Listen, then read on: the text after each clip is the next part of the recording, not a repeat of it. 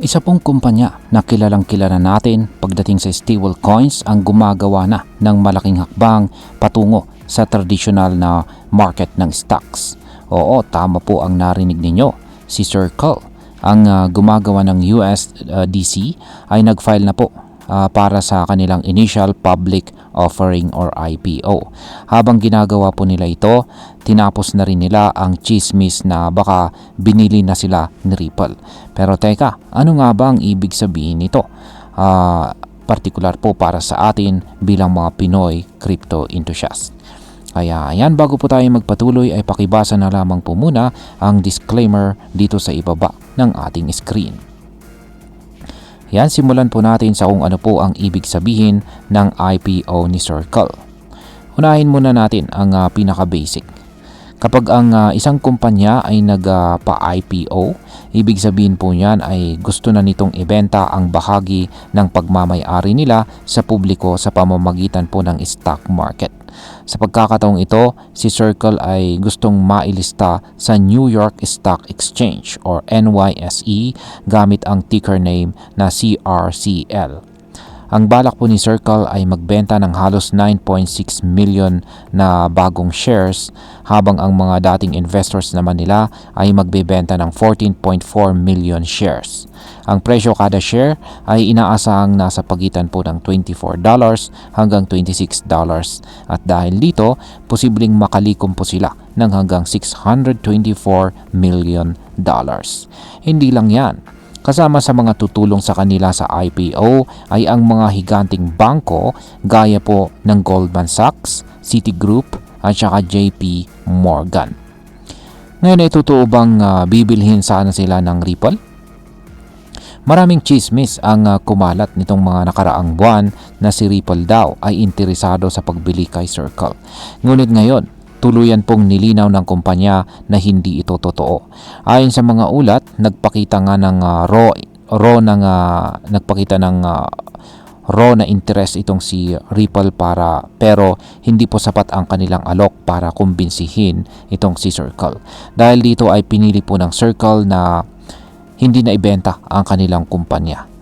Kaya sa halip ay gusto po nilang ipakita sa lahat na kaya po nilang lumaban sa market ng kanilang sarili.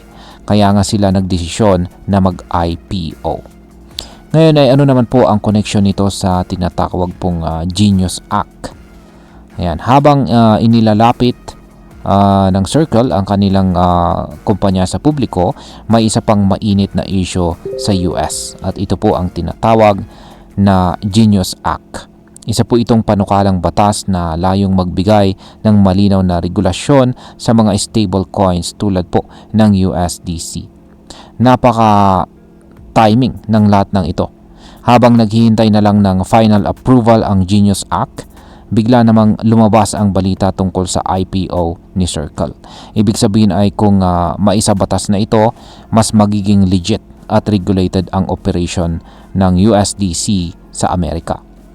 Ngayon is ano naman ang sinasabi ng mga market tungkol sa approval ng IPO? May isang decentralized prediction platform na tinatawag po na Polymarket. At ayon dito, 90% ang chance na maaprubahan ang IPO ni Circle.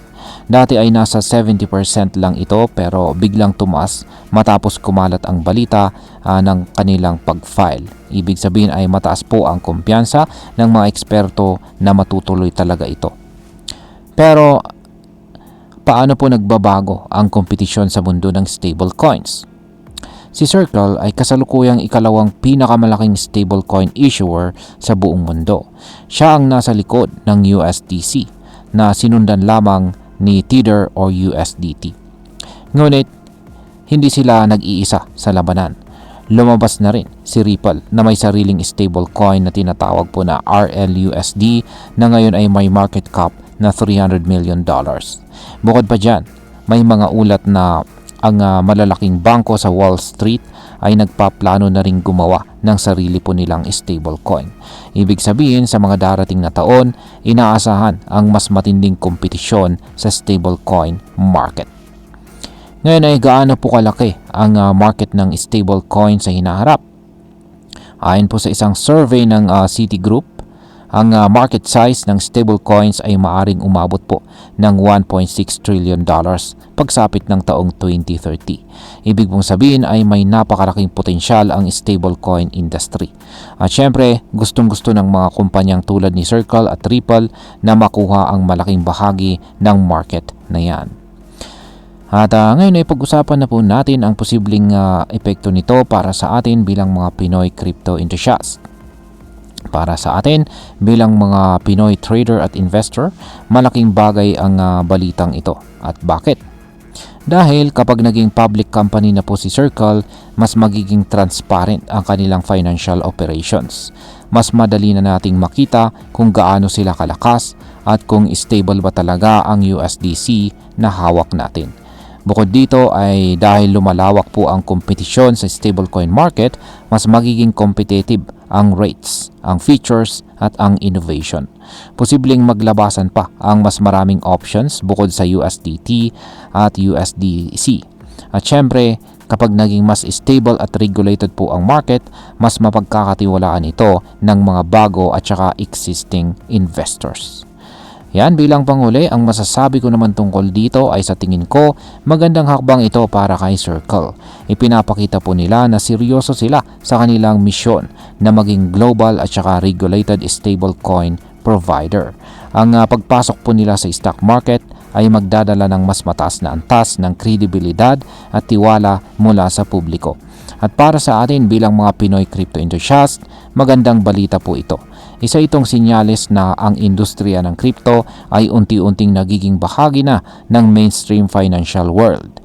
Mas maraming oportunidad, mas maraming innovations, at mas malawak na access para sa ating lahat. At ayan, hanggang dito na lamang po tayo sa video na ito mga ka-crypto.